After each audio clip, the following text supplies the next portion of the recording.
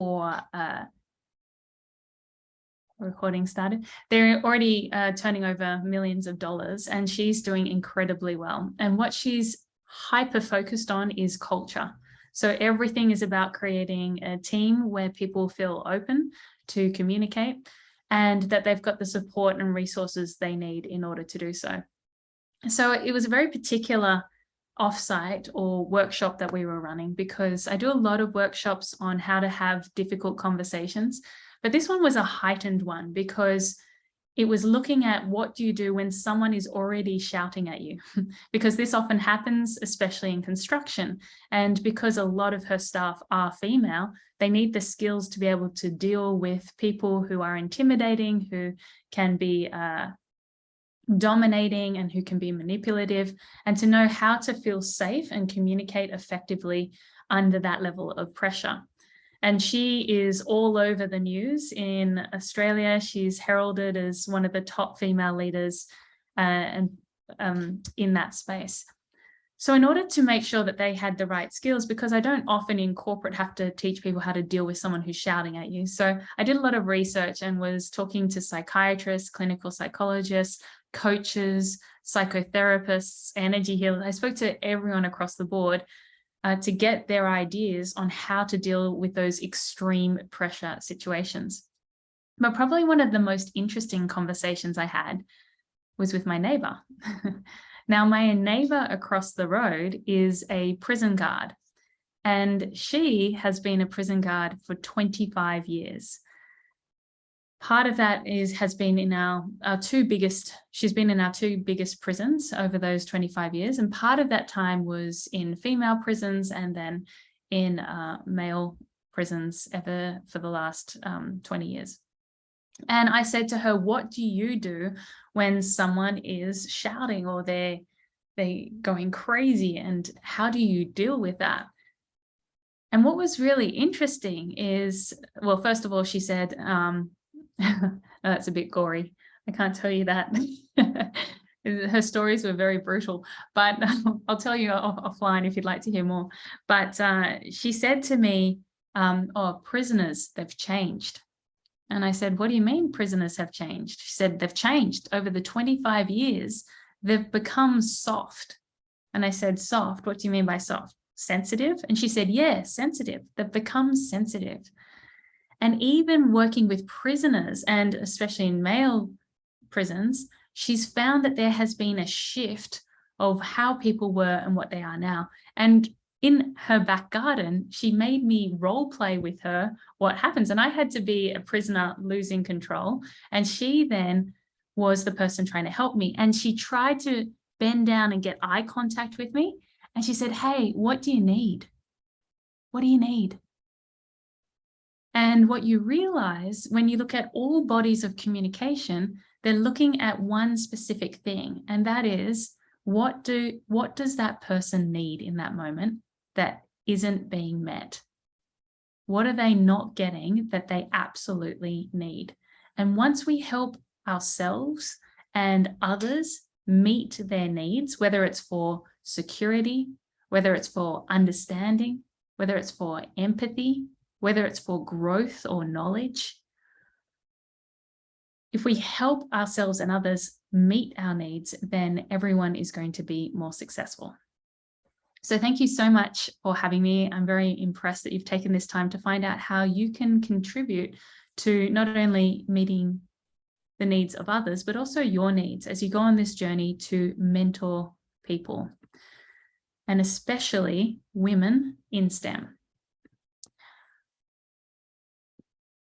You are the experts, yes? So we are going to have a look at mentoring and the skills that we need in order to mentor others. However, you are the people who know the environment that you're in, you know the questions that are coming up, you know the challenges that you're facing. So please ask questions. This is to be as relevant to what you need as possible. It's also very exciting because once you learn these skills, not only do you get to help people in a work context, but in your family, in your community, and you start to contribute to raising the level of awareness and knowledge and capability in all areas of your life. And that can only be a good thing. It's also a lot of fun because once you start contributing, then you start to feel better yourself. You learn even more the more you teach. You may have heard of a concept called the flipped classroom. And with the flipped classroom, you reinforce and learn even more what you're teaching. And so the more that you step out and choose to help others, the more you reinforce your own sets of skills, plus raising the level of others. But let's get started and make sure you have exactly what you need in order to have the skills you want to have a massive impact on the world around you. So if you don't mind, please close your eyes or just look down if you prefer. And if you can, bring to mind someone who has helped you. If you think back through your life, someone who was a role model to you, who had an impact on your life, and who helped you in some way. And now, if you can, think about what is it that they did that was so useful? What is it that they did that helped you during that period? And if you can't think of someone who's helped you, think of how you can help others, what you might do to help others. And thirdly, what did this person, not only what did they do, but how did they make you feel? Good. Please open your eyes. As Christina said, my name is Arabella Macpherson. I'm from Resonate Communications, and I'm here to help you have these relationships as others have had impact on you. But it's challenging, isn't it? It's challenging because we are all under a great deal of pressure. And when we're under pressure, we're not performing at our best. And it's hard to feel like you can give to others whilst looking after yourself and making sure that you're well slept, you're ready to go to work, you're able to deal with your family pressures, and you can deal with everything on top of mentoring. It's also challenging because we're in a very, very unpredictable environment, and human beings hate unpredictability. It's the one thing that we really struggle with. So the more that we start to see that, the more people are unable to perform at their best. And thirdly, it's challenging because of this. And those are all the negative thoughts and feelings that come up that make you doubt yourself and think, well, I'm not the best. How can I help someone else? There's surely someone out there who knows more than me. Why would I be doing this in this moment? Especially because we all make mistakes and get things wrong. You may have been in a position where you're very, very good at your job. You make a mistake and you think, why am I doing this? And now you're being asked to help others. Well, today, let's make sure that we have a look at how to structure a mentoring conversation. We'll look at what you can do and what you should avoid doing in order to have the most impact. And so that you can finish those conversations feeling fulfilled and like you're learning what you need to learn as well. Sounds good? Awesome. So I wasn't always a corporate communication skills coach. I started as an actress and an opera singer, and I trained in LA, New York, and France and England with all sorts of bodies of work around body language, voice, performance. And then in 2007, I came back to Australia and I found an ad in the newspaper for a corporate voice coach. I thought this will be easy. I've been acting and singing my whole life. I rang up the phone number and the person on the other end of the line was slurring. I thought, he can't even speak. This will be even easier. And I turned up and there was a wall of his books, DVDs and CDs. And he turned out to be one of the best presentation and sales coaches in Australia and the US, but he had Parkinson's disease. Now, my grandfather had passed away from Parkinson's, so I understood, and very quickly we started working together. And then I worked under other coaches and coached Nestle and Fairfax and Microsoft in 2-day workshops on high-impact presentation skills and influence and negotiation. And then in 2011, I went out on my own and have been very fortunate to work across many different sectors, as Christina mentioned, but mainly in behavioral change. So how to get change in yourself and others, and how to communicate effectively with the people around you. In 2019, I was asked to co-write the communication section of Macquarie Uni's Global Online MBA. And that had over 66,000 people participate and an average rating of 4.8 out of 5. It was the most popular module in the whole MBA. And not because the other modules weren't great, it's just that people are often very good at what they do, but they're not necessarily great at communicating what they do. So my passion over the last decade has been around the brain and how the brain works and how to give people skills to communicate effectively in every conversation. So today, what we're going to have a look at are extremely simple skills that have a massive impact. And what we find is the better the structure you have, the more freedom you have within that structure. Does that make sense? So that when you do have a structure, a set list of questions to ask, then you have freedom to find out what is really going on for that person. And you're not too worried about where do I start, what's the middle, and what's the end. Good, so let's have a look. And first of all, let's start with making sure that before we jump into hearing from you, I'm just going to close this blind a bit. The afternoon sun, glorious Sydney. When we're coaching or mentoring anyone, our number one job is to make sure that they are at cause. And what that means is often we have cause and effect. Yes, in science, we know that if there is a stimulus, there's often a consequence to that stimulus, cause and effect. Now, a lot of human beings sit at effect and they say, look at what happened to me. The manager put me down. The boss didn't know what they wanted. The client was late with their report, and so I couldn't file it on time. So we're always the victim because everything's happening to us.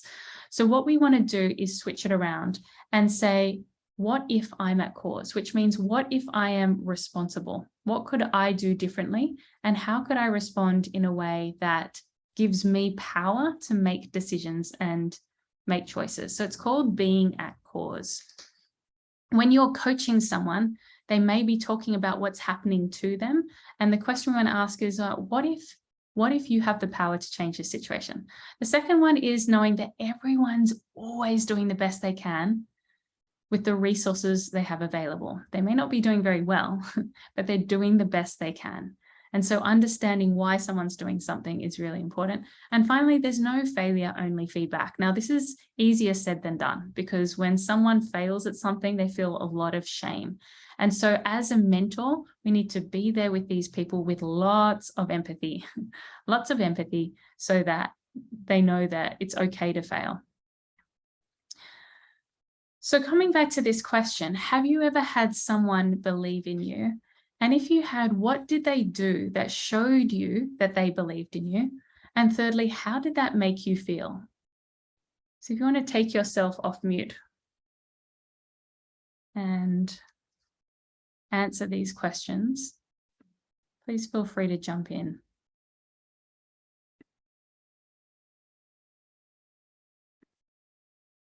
Anyone been in this situation? I'll go. Thanks, Hannah. Yeah, when you asked us to close our eyes just now, immediately I had two mentors that came to mind. Two seniors in an NGO that I was in, and they gave me when I first got there, they gave me the role of deputy chair of one committee, and then after one term, they asked me to head another committee. And the thought that I had just now was they saw more in me than I did in myself. So that was great to have someone believe in me that much. And it made me feel seen and heard. So validation. Very powerful. And so what did they do that made you feel like they believed in you? They gave you promotions? They gave me, yes, a team to lead, expanded responsibilities in an area that I'd never been in before. Wow. And did they coach you through that experience? No, not really. They were a bit more senior, very seasoned in corporate and the legal profession. This was the chairperson and deputy chair of the whole outfit organization. And so when I was asked to head the media committee, they thought that since I was a younger person, I would be more IT savvy than them. I had all the freedom to to develop the team and to do new things, but they had full confidence in me. I would give them regular updates. I felt that they guided me in terms of maneuvering politically, B2B, or organization to organization. That was their guidance. But in terms of new responsibility, it was all new for me and for them, but they had full confidence in me that I could deliver. And recently, for my birthday, they took me out to lunch, and I acknowledged them for that. And they said, "But you delivered." And I went, "Okay, thank you." Isn't that wonderful? Yeah. So they celebrated your wins as well. Yes, they did. That's fantastic. Thank you for sharing. Anyone else had an experience they'd like to share with a mentor? I could go next. That'd be wonderful. Thank you. Earl Kennedy from SAP. It's fascinating because I just recently did a bit of reflection on the whole female leaders that I've had. They had a great impact in my life. I had recently rejoined SAP from another organization, and I enjoyed my time that year with this other tech company. Loved the company, but didn't have a greatest leader, so I didn't leave the company. I left the manager I had, and then so because you was a female leader, everybody's like, "Oh, women cannot work for women." And so it was interesting when you were talking about it. It has nothing to do with gender. So hence I wanted to do a bit of reflection and really showcase there are a lot of great women leaders out there. And then the quality I have, that I observe, and I mean, I talk about 5 different women, they were all so different. But ultimately, like, I think it's similar to what Hannah was saying. It's having the confidence and faith in us and cheer them, give us the space to operate.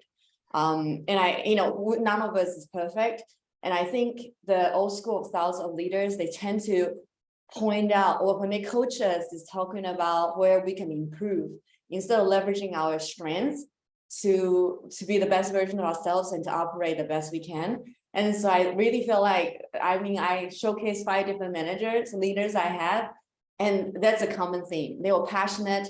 They really were nurturers. So, and, I think Hannah, you talk about the things that make us feel valued. And so if we are inspired, we want to even push further and harder. Another thing is that then I stay loyal to them. Not that if they ask me to jump out the windows, I would jump out the windows. I'll ask them, why do you need me to jump out the windows, and what I can do to make you to accomplish what you need without jumping out. But I think that's one thing that these great leaders, when they believe in us, they build their loyalty. It doesn't matter what logo we carry, where we work for, we stay loyal to those leaders. Yeah. That was a really important comment that you just made, because often we do take on mentors, but it doesn't mean you need to blanket do everything that they say. It's still you doing what you're doing, and still you turning up. So being discerning, that's really powerful. And even when you are mentoring, say, look, I'm here as a guide. It's ultimately your life, your decisions, your choices that will get you to where you need to be. And getting them to trust their own inner compass. Really, really great point. Thank you so much. Good. So when we are mentoring, there are 3 main things that we want to do. Number 1 is to share knowledge and skills and processes that have worked for you. Giving them shortcuts is very, very powerful. Secondly, is holding them accountable and keeping them on track. And this means being extremely clear about what their outcomes are that they want to reach, not what you want to reach or what you think they should get to. As a younger coach, in my early years, I was pushing people to get to where I thought they should be. And it took a few years to realize that it didn't matter where I wanted them to be. It's where they wanted to be or where they thought they could get to next. And that was my goal, is to support them to get there. So once they've articulated what their outcome is keeping them on track and supporting them to get there. And finally is support, that emotional element, which is the empathy, the reassurance, the confidence. And I know that with my mentor, he actually passed away last year, the presentation and sales coach, Doug Maloof. He was amazing. And there were 200 people who came to the hospice to come and say goodbye to him before he passed away. And 2 weeks before he died, he got his niece to write 30 cards and put together 30 boxes of chocolates to give the staff. And I said, Dugsy, you're about to die. You don't need to. And he said to me, everybody needs feedback, Belzy. Everybody needs feedback. And he just had that unconditional positive regard for anyone who came into his life. And that is just so powerful, because you will be working with people, you might disagree with what they've done, or you might think that they haven't tried, or they haven't done it in the best way. But what they need is someone to say, it's okay, let's have a look at some other options. Really good. Now, what's really interesting is that Harvard Business Review has an article on leadership that gets results. And interestingly, it identifies that a leader's #1 job is to get results, whatever those results may be that they've decided upon. But in order to get results, there are 6 essential leadership styles. And coaching was seen as having a markedly positive impact on performance, climate culture, and the bottom line, meaning the profits the company brought in. And yet it's the least used leadership style. So it's one of the most powerful for getting behavioral change, and yet it's one of the least used leadership style. And the question is, why do you think people don't like to coach or mentor? Can you put in the chat what you think? Why do we shy away from it? What are your thoughts?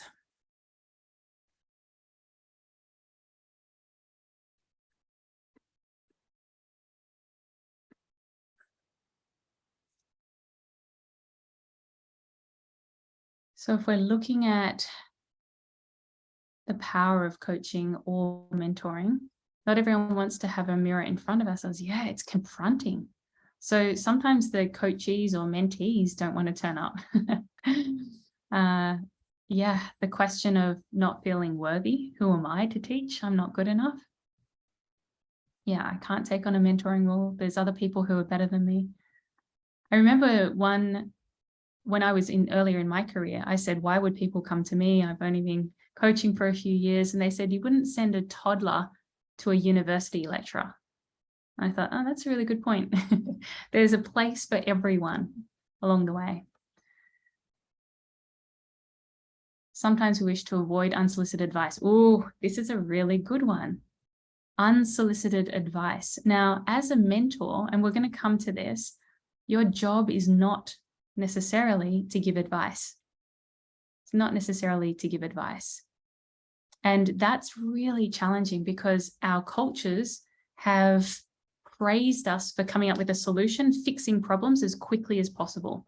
But we fall into a trap there. What happens when we try to fix problems as quickly as possible? Imposter syndrome, doubtful whether I'm really fit to advise someone, wondering how feedback will be taken. Great. Yeah, so when we go to, we'll have a look at how we can not give advice and why it's important not to necessarily. But all these questions are great. Am I really fit to advise someone? How will that feedback be taken? Because how have we experienced our feedback, how it was taken in the past? So we all have our own understanding of what it's like. So let's have a look then. Also, on top of all of those things, we feel like we don't have the time to do the slow and tedious work of teaching others and helping them to grow. And if you know how to do it, then it doesn't have to be tedious. It can be a win-win scenario. But this is the mentality that a lot of people have. I just don't have the time. I just can't do it right now.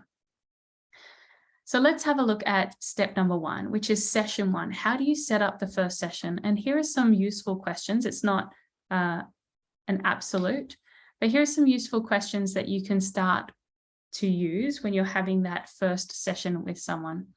And I'll share the slides as well so that Christina can share them with you.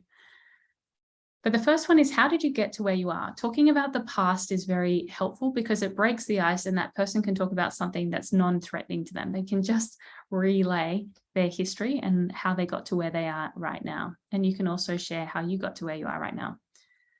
Then looking at where do you want to go from here? So if nothing was an issue and there was no barrier, where would you like to go? Where would your ideal future point be? Then talking about what are you really good at? So starting with their strengths, and that came up as we were chatting. There is a book which my mentor gave me, which says, now let's discover your strengths. That's the front title. I think I read the front and the back and that was good enough. But, some of those professional development books you have a flick through. But the point being, and it said very early on, that most people aren't working to their strengths. And that's why they're feeling shame and embarrassment and fear every day that they're turning up. I've often been brought into companies and they say we have an issue with one of our employees, and I'll sit down and I'll have a look at their personality style, and they're doing accounting, tax advising, and they've got a highly creative personality style. And I say to them, what are you doing here? And they say, I don't know. My mother wanted me to be here, or my dad, or it was expected of me, and it's just not the right fit. And I said, just between you and me, if you didn't have to do this, what would you do? And one said to me, I'd open a fashion shop in Thailand. And a month later, she quit and started her fashion shop in Thailand. So, and it's not as easy or as cut as dry as that for everyone, but sometimes it's just not the right fit and they're not working to their strengths. Then you look at what do you find challenging. Now, often when you ask someone what they're really good at, they'll jump to what they find really challenging. We all do that, don't we? And these are the skills gaps that they have. And finally, what would you like to get out of this session? If this session was extremely useful for you, what would you have by the end of it that you don't necessarily perceive that you have right now, or that you don't think you have right now? So these questions can be a great way just to break the ice, understand who you have in front of you. And while they're talking, you can see their levels of confidence. You can see their levels of understanding of the arena they're in. And then you can get more focused on the session itself and what you're going to get out of it. Which moves us on to the coaching habit. And this is by Michael Bungay-Stanier. And this is the #1 coaching book in the whole world at the moment. And it has 7 questions to ask in a coaching or a mentoring conversation.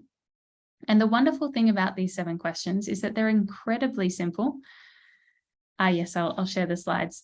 They're incredibly simple questions, and you can use them in any environment, even with your kids or with friends or family. Or I actually was having a personal training session, and my personal trainer started offloading to me and saying, oh, things are really challenging. And I said, and I used these questions, and before we knew it, I'd had a much lighter session than usual, and he'd offloaded what he needed to.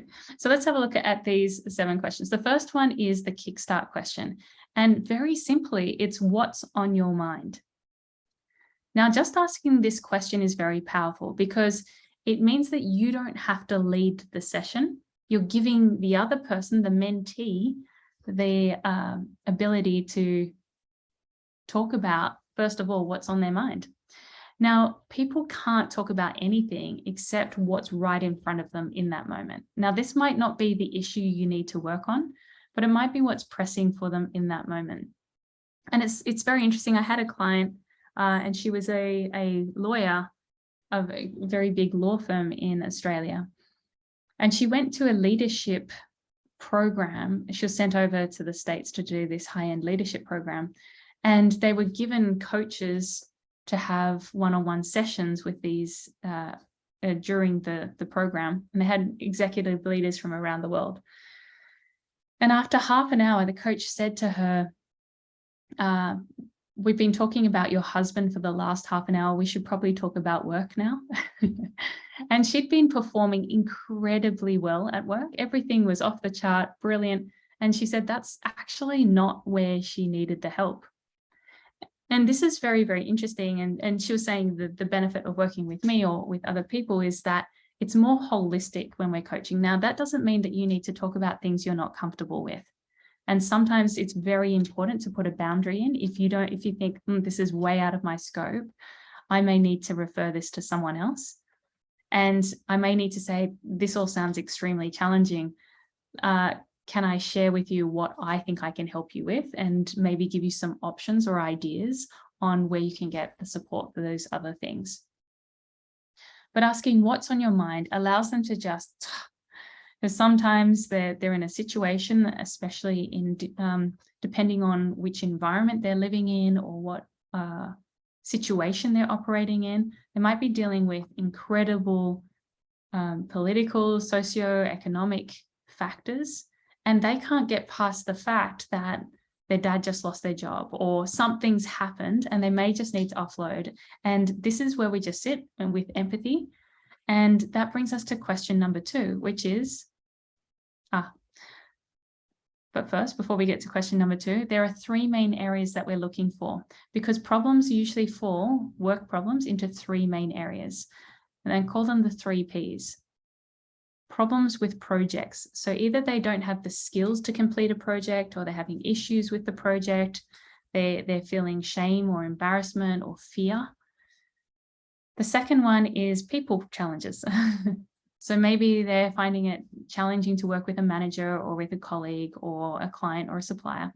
And thirdly, there are pattern challenges. And this means that they have a pattern that they're completely unaware of. So for example, if I meet a client and they say, I've just been fired from my job, and I say, is that the first time you've been fired? No, I've been fired from my last 3 jobs. I say, okay, can you tell me more? And then we start to see a pattern. We are a set of patterns, and we go and repeat these patterns over and over and over again. And often we're completely unaware of those patterns until someone outside of us points out that pattern. So project, people, pattern, you're listening for, okay, which one are they having particular issues in? And say you feel comfortable working in the project arena. You say, okay, I can help you with a process, or I can help you with a set of skills or a shortcut or a way of dealing with this project that'll make it far easier. They may have people problems. You say, look, this is not my area. Can I advise that you see someone else here? Or is it possible that I am able to talk about a pattern that I'm seeing here and get your feedback on it? You'll notice that the way that I'm talking is very tentative. So you never want to say, you're doing this is wrong, this is right, this is how you should do it. It's always asking, is it possible, getting permission? And just as the prison guard said, people are very sensitive. And as we know, we hate it when people give us advice too that's unsolicited. So we're constantly asking for permission to gain that trust from that person until, especially in the first few sessions. Which brings us to the second question, because once they've started to talk about what's on their mind, it's rarely the main issue. Usually it's the first thing that's on their mind, but rarely it's the real issue that they're dealing with. So the second question is even more important. And what else? It's complicated, isn't it? It is, in fact, very difficult to do this, because if you're very competent, then you want to jump in and you want to fix it. You want to fix it. So asking that question, and what else, is very, very powerful. And you can ask it again and again. And what else is on your mind? And what else? And what else? Until you start to get to what is really going on for them. Now you might have a big list of things. So then we want to get them focused on what the challenge is for them. So then we ask this question: what's the real challenge here for you? Now you notice we don't just say, what's the challenge that you're facing? Because that's too vague. If we say, what's the real challenge, it gets them focused on the underlying issue. But if you add "for you" on the end, research shows that people are able to synthesize information and respond more quickly when you add the "for you." Interesting, isn't it? So you have all these challenges and you say, what's the real challenge here for you? What's the real challenge here for you?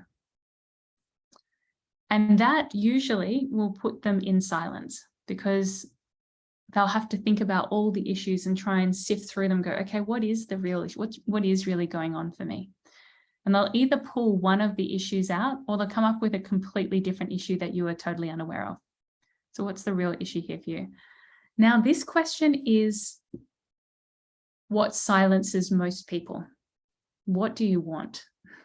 Now, most people are so focused on what they don't want that they haven't even stopped to consider what they do want. So at this stage, are there any questions about these questions so far? What's on your mind?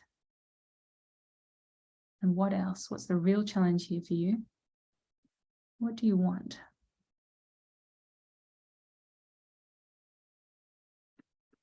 No questions? All good? It's pretty straightforward, isn't it? Okay, great. So the fifth question is, how can I help? Now, I don't like this question. So I would add this one instead, but I put it in brackets because this is my own. It's not Michael Stanier's, Bungay Stanier's, which is, how can I support you? Now, this is far more powerful because you're still giving that person their autonomy. They're still the one who's in charge. They're making the decisions. They're doing what they need to do. And you're just simply asking, how can I support you? The great thing about this is that if you're asking, how can I support you, you do not have to say yes to their request. You might say, possibly, you might say, maybe I can help you with that, or I can't. You can say, if I could only help you with just a part of this, which part would you have me help you with? And what is it about this that you're asking? Why are you asking me? What is coming up for you right now?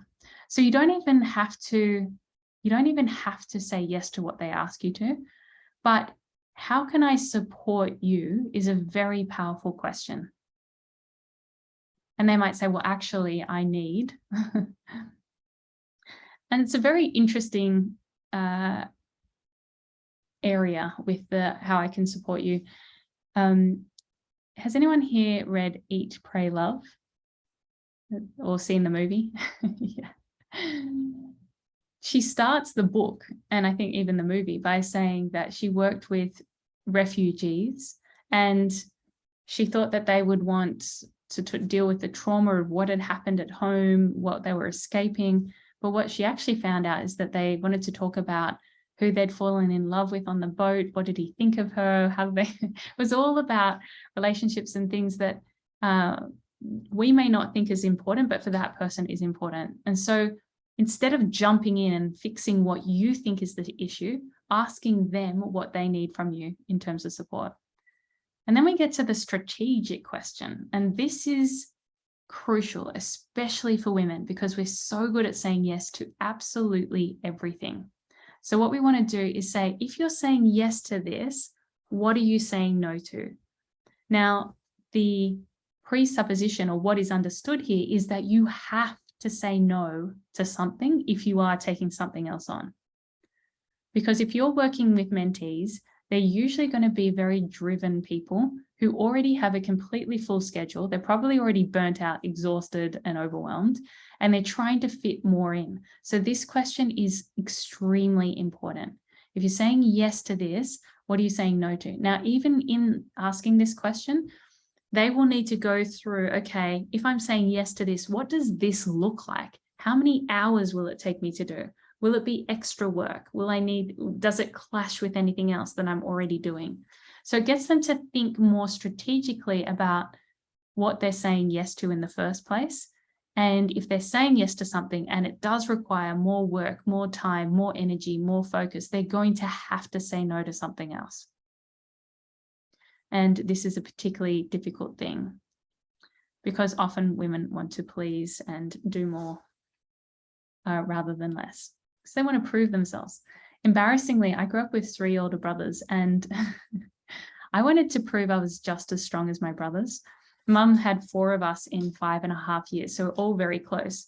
And so the way that I did that is at primary school, so when I was 6 or 7 years of age, I would take my brother's school bags, so all 3 of my brother's school bags, and 4 or 5 of their friends' school bags, and I'd carry like 9 school bags home just to prove that I could do it. That's very embarrassing, and I look back and think, what was I thinking? But at that time, I was very passionate about proving that I was just as strong.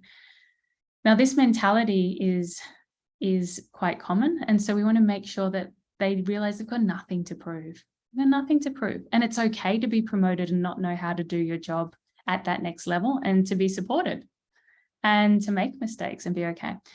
but getting them to be very realistic.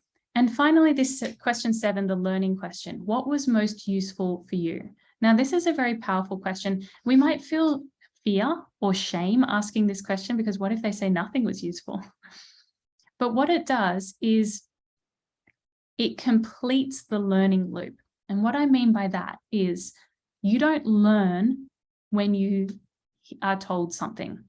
You don't even learn when you do something. You learn when you reflect on what you've done. I'll give you an example. I had my oven the other day, it was beeping. It was making this beep, beep, beep, and it would not stop. And I came over to the oven, I was pressing all the buttons and nothing worked. And so I sighed and I pulled out my phone and I looked up the model, which is faded on the oven. And I was trying to work out why was this beeper going off? It took me 45 minutes to read through 10 different manuals. And finally, I worked out you had to press 2 buttons and then this one for 10 seconds and then press that one and it stopped. I thought, oh, thank God. 3 months later, guess what happened? The thing started beeping again. I thought, oh my God, it's that issue. What did I do? And I couldn't remember.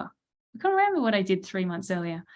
Now, it took me 20 minutes to look it up because I kind of remembered which websites. I was like, no, it wasn't that website. Oh, it's this website. So it took me faster.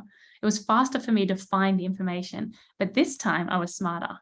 This time I went through it and I went 2 buttons, this button for 10 seconds and then press that and it stops. But then I reflected on it. I said, okay, next time this happens, what do? You press this one, this, and then that. And guess what happened a month later? It started beeping again. I went, 2, 10 seconds, that. So in order for people to actually learn, they need to reflect on what they've learned. Does that make sense? They need to reflect. So asking this question, what was most useful for you, gets them to reflect on their problem, how they solved it, and what they'd put in place to make them feel calmer or more competent or more reassured. It also helps them to see their conversations with you as helpful or useful, yeah? And it's awesome feedback for you as well, because you'll find out what people value in their conversations with you and what they want more of.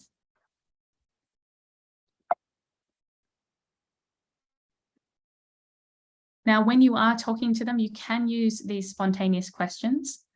Remember, we're trying not to fix. We want to stop the advice monster and find out more and more because we want that person to solve their issue as much as possible. And also, sometimes we jump in too soon. We see this is the problem and really there's a much greater problem underneath. So here's some spontaneous questions you can ask. They say, I'm having a problem with my manager. And you said, with your manager? And say, yes, well, so you can repeat their words and they will tell you more, but also you can literally just say, tell me more. They say, well, last week they gave us this project, but they didn't tell us how to do it. And then we started the project and then they came in and then you might say, well, help me understand what you did in the first instance. What was it that you did? Oh, well, first of all, we did this, then this, then this. Walk me through what that looked like. What were the steps there? Explain what you meant by they didn't give you any help. What help were you expecting? What help were you needing in that moment? And why do you think that is, that they didn't give you help in that moment? Had they trained you or they thought you'd done different training? Did you communicate what you needed? What makes you say that? What have you tried so far? Really? How so? So we're becoming like a scientist, a friendly scientist to help them or a doctor diagnose their own issue. What is super fascinating is that the research in the medical profession has found that if you ask 30% more questions, then that person feels more heard and they're more likely to do what you ask of them. Isn't that crazy? So you don't have to prove yourself and jump in and give them the answer. You just need to ask more questions because this is what is valuable. The questions are what is valuable. And that's why it's so great, because as a mentor, we think, who am I to teach? Actually, you just have to be really good at asking questions and guiding them. They might be smarter than you, your mentee. They might know more in one area than you do. And that's okay. You don't have to know everything. But just by asking them helps them to reflect And as we said, when they reflect, that's when they learn. So there you have it. What's on your mind? And what else? What's the real challenge here for you? What do you want? And having a look at what is the real need that they have right now. Do they need more money and so they can support themselves better? Are they missing love? Do they need to feel more of a part of more of a community? And that's what we've seen with the Asia Foundation, especially STEM Her, is that people love being part of a community and being inspired by others. Do they need more creativity or think outside the box? Do they need more meaning or purpose? Are they not feeling safe? These are all of the universal needs. There's more, but these are the main ones. Do they need more rest or play? Do they need more empathy? Or do they need to learn more? Are they feeling stunted? Or do they need more autonomy and freedom? So we're always looking for what is the underlying universal need here that's going on. And always saying yes more slowly before committing. Why are you asking me? Whom have you asked? When you say this is urgent, what do you mean? According to what standard does this need to be completed and by when? And if I couldn't do all of this, but just a part, what part would you have me do? What do you want to take off my plate so I can do this? Does this fit with our overall goal? Now, these are just some phrases to help them as well get more discerning about what they're taking on. So out of these 7 questions, can you put in the chat which question you think would be most helpful? There's no right answer, but if you were to choose one, what question would you feel very comfortable with using, do you think?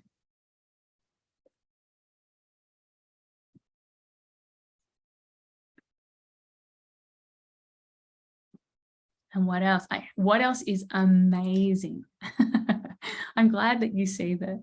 That's a very powerful question. What other questions do you? What's the real challenge here for you? It's a beautiful question. Gets them so focused. Yeah, what's the real challenge here for you? Question 6. If you're saying yes to this, what are you saying no to? Absolutely, especially for those overachievers. Yes, fantastic. Good. So all the best on your journey. I'm happy to answer any questions now, but just taking yourself through those 7 questions can be a helpful way to shape a conversation. It's not the only way, and you will develop your own style as you go through, but maybe start by using it as a guide and see what kind of feedback you get. Any questions? You can just unmute yourself or put in the chat if you feel more comfortable.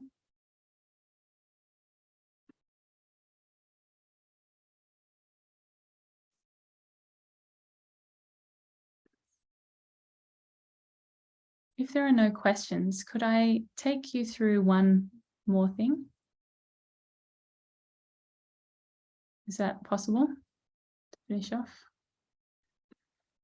Or maybe that's enough. Just being very, one more thing. Yeah, let's go for it. We have about 5 more minutes. Okay, so this information is what is the latest in how to have incredible conversations that are very open and clean. And it's about, first of all, starting with how that person is feeling. Now, this is not very widely spoken about or done in corporate or business world, yet more and more, just as the prison guard said, is what people are feeling is really important. And this is what we call emotional intelligence. But most people don't know how they're feeling. They say, I'm angry. Usually anger is a racket emotion. It's hiding what's underneath. And what's usually underneath anger? What do you think? What do you think's under anger? When someone's really angry or frustrated, what's usually underneath it? Fear. Absolutely. So a lot of the time people are afraid or they're feeling shame. So there's a lot of work at the moment on disappointment, which could be what's underneath disappointment. What's the underlying, a lot of these emotions that they might talk about, what's underneath it? Guilt. Yeah, guilt's a big one, isn't it? Hurt, sadness. Yeah. Now, expectation might not necessarily be a feeling. Yeah, feeling unworthy, disappointed in themselves, which disappointed in themselves is usually shame. Shame is that feeling of self-loathing. And last night I was feeling shame over something, and I listened to a self-compassion meditation, which was very, very powerful. And I might share that with the group so Christina can give it to everyone. And I did it twice. And then I woke up before this morning, I did it again, and I felt great. So it's knowing how to deal with emotions, because emotions can rule you and you don't know what's going on, but you feel overwhelmed with these emotions. So this is called nonviolent communication, or they've changed the name now to compassionate communication. But it says that there are 3 steps that we need to look at. And the first one is, how are you feeling? I'm feeling sad, discouraged, anxious, annoyed, frustrated, hurt, angry, scared, afraid, disgusted, depressed. And usually we're feeling these emotions because one of our needs is not being met. So the conversation is, I'm feeling scared because my need for, and here are the needs, is not being met. So my need for empathy or understanding, my need for security and safety, my need for transparency, honesty, clarity, my need for community, my need for independence, autonomy, my need for respect, for meaning, for purpose is not being met.